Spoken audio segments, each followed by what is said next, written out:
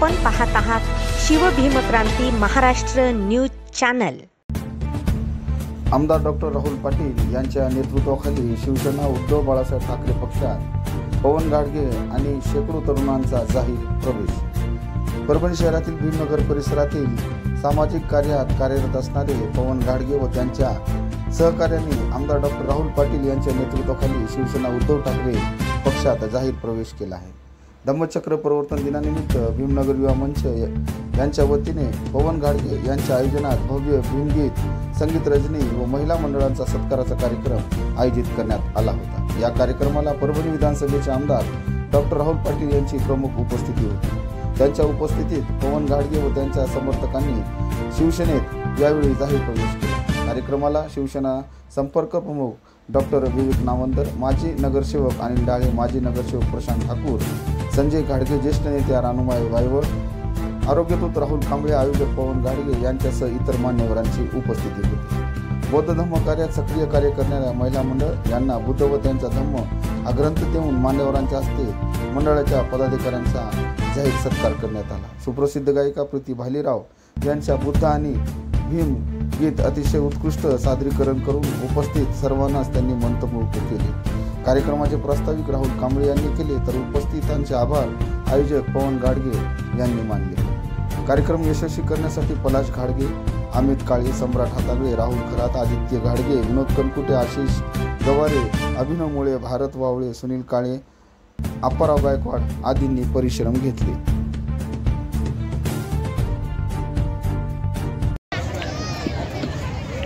आणि प्रवीण घाडगे, पवन घाडगे आणि त्याची सगळी टीम यांचा जाहीर शिवसेनेमध्ये प्रवेश आज आयोजित करण्यात आलेला आहे। सर्वप्रथम पवन घाडगे याचा जाहीर प्रवेश झाला असे मी घोषणा करतो। पवन अतिशय होतकरू आणि त्याची सगळी टीम घेऊन, त्याचं सगळं मित्रमंडळ घेऊन आज इथे एक भव्य दिव्य असा कार्यक्रम आयोजित केलेला आहे। या कार्यक्रमाला उपस्थित असलेले आंबेडकरी चळवळीच्या आदरणीय आमच्या वायवळताई, आमच्या माय, व्यासपीठावर उपस्थित असलेले सन्मान्य नावंदर साहेब, सन्मान्य आमचे गाडगे साहेब, सन्मान्य विरोधी पक्षनेता अनिल ढाळे, व्यासपीठावर उपस्थित असलेले समानाजी काळे, उपस्थित असलेले आमचे पतंगे आदरणीय आमच्या निसर्गताई, उपस्थित असलेले राहुलजी कांबळे, आमचे दुसरे राहुल, अशोकजी गव्हाणे, संभानाथराव काळे, प्रशांतजी ठाकूर, फारुख भाई, आमचे गणेशराव, आमचे परभू शिराळे आणि उपस्थित असलेले अजय चव्हाण खाली उपस्थित आहेत। सर्वजण इथं सर्व मित्रमंडळाचे कार्यकर्ते सगळेजण उपस्थित आहेत। सर्व भगिनी, माझ्या माता इथं उपस्थित आहेत। सर्वांचं या कार्यक्रमामध्ये जाहीर असं स्वागत करतो। 7 वाजल्यापासून हा कार्यक्रम सुरू आहे। पवन किती आपण प्रेम करता यातून सिद्ध होतंय की आज 10 वाजत आले, 10:30 झाले, पण आता तुम्ही जागेऊन सुद्धा हल्लेले ना। याच्यावरून लक्षात येते की तुम्ही याच्यावर किती प्रेम करता।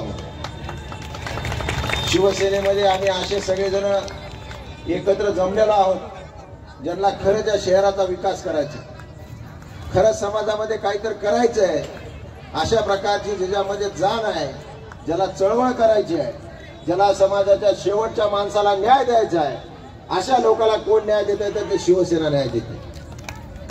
आणि शिवसेनेच्या माध्यमातून या परिसराचा संपूर्ण विकास करण्याचं काम गेल्या 10 वर्षामध्ये आम्ही केले। आताच राहुलने सांगितलं की बाबासाहेबांचा पुतळा असेल, मागचं गार्डन असेल, हे पॅरलल रोड असेल या फाटकाच्या बाजूचा, कारण इथं सभा मंडप सुद्धा, आपण सद्भावना मंडप सुद्धा 2.5 कोटी रुपयाचा सभा मंडप सुद्धा शिवसेनेच्या कार्यकाळामध्ये मीच स्थापन केलेला आहे।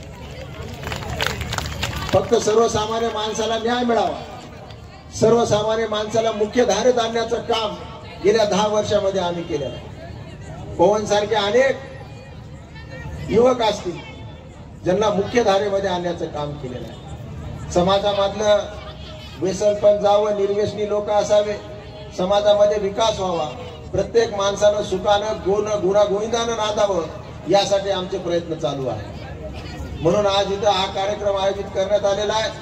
भविष्यामध्ये सुद्धा एक चांगल्या प्रकारचं वातावरण शहरामध्ये विकसित व्हावं, यासाठी आमचे प्रयत्न चालू आहे।